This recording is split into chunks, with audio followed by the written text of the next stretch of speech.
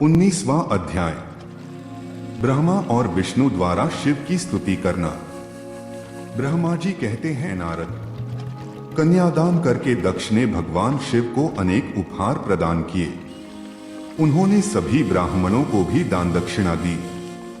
तत्पश्चात भगवान विष्णु अपनी पत्नी लक्ष्मी जी सहित भगवान शिव के समक्ष हाथ जोड़कर खड़े हो उनकी आराधना करने लगे। वे बोले, हे दयासागर महादेव जी, आप संपूर्ण जगत के पिता हैं और देवी सती सबकी माता हैं। भगवान, आप दोनों ही अपने भक्तों की रक्षा के लिए और दुष्टों का नाश करने के लिए अनेक अवतार धारण करते हैं। इस प्रकार उन्होंने शिवसती की बहुत स्तुति की।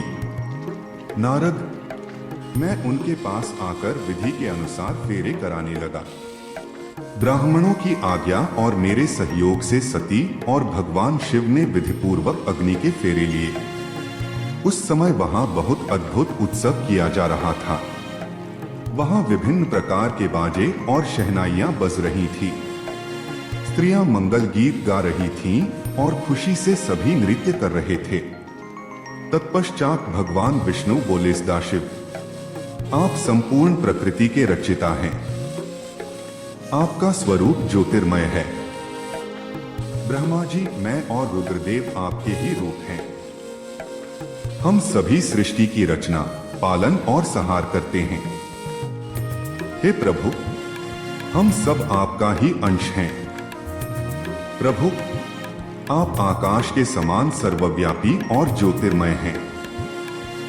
जिस प्रकार हाथ, कान, नाक, मुंह, सिर आदि शरीर के विभिन्न रूप हैं, उसी प्रकार हम सब भी आपके शरीर के ही अंग हैं। आप निर्गुण निराकार हैं। समस्त दिशाएं आपकी मंगल कथा कहती हैं। सभी देवी देवता और ऋषि मुनि आपके ही चरणों की वंदना करते हैं। आपकी महिमा का वर्णन करने में मैं असमर्थ हूं।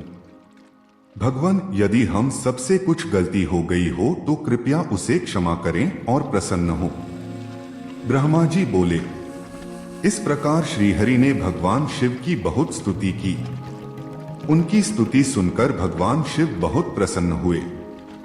विवाह की सभी रीतियों के पूर्ण होने पर हम सभी ने महादेव जी एवं देवी सती को बधाइयां दी तथा उनसे प्रार्थना की कि वे अपनी कृपा दृष्टि सदैव सभी पर बनाए रखें, वे जगत का कल्याण करें।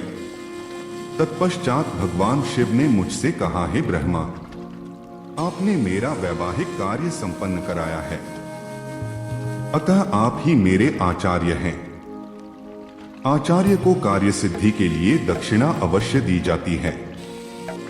इसलिए आप मुझे बताइए कि मैं दक्षिणा में आपको क्या दूं? महाभाग, आप जो भी मांगेंगे मैं उसे अवश्य ही दूंगा। मुने, भगवान शिव के इस प्रकार के वचन सुनकर मैं हाथ जोड़कर उनके सामने खड़ा हो गया। मैंने उन्हें प्रणाम करके कहा, हे देवेश, यदि आप मुझे अपना आचार्य मानकर कोई वर देना चाहते हैं तो मैं आपसे यह वर मांगता हूं कि आप सदा इसी रूप में इसी वेदी पर विराजमान रहकर अपने भक्तों को दर्शन दें। इस स्थान पर आपके दर्शन करने से सभी पापियों के पाप धुल जाएं। आपके यहाँ विराजमान होने से मुझे आपका साथ प्राप्त हो जाएगा। मैं इसी वेदी के पास आश्रम बनाकर यहाँ निवास करूंगा और तपस्या करूंगा। हे प्रभु, मेरी यही इच्छा है।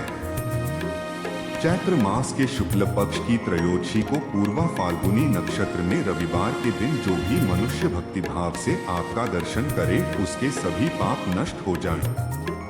रोगी मनुष्य के सभी रोग दूर हो जाएं। इस दिन आपका दर्शन कर मनुष्य जिस इच्छा को आपके सामने व्यक्त करे उसे आप तुरंत पूरा करें। हे प्रभु, आप इस दिन सभी को मनोवांछित वर प्रदान करें। भगवान, यही वरदान मैं आपसे मांगता हूं। मेरी यह बात सुनकर भगवान शिव बहुत प्रसन्न हुए। वे बोले, हे ब्रह्मा, मैं आपकी इच्छा अवश्य ही पूरी करूंगा। तुम्हारे वर के अनुसार मैं देवी सती सहित इस वेदी पर विराजमान रहूंगा।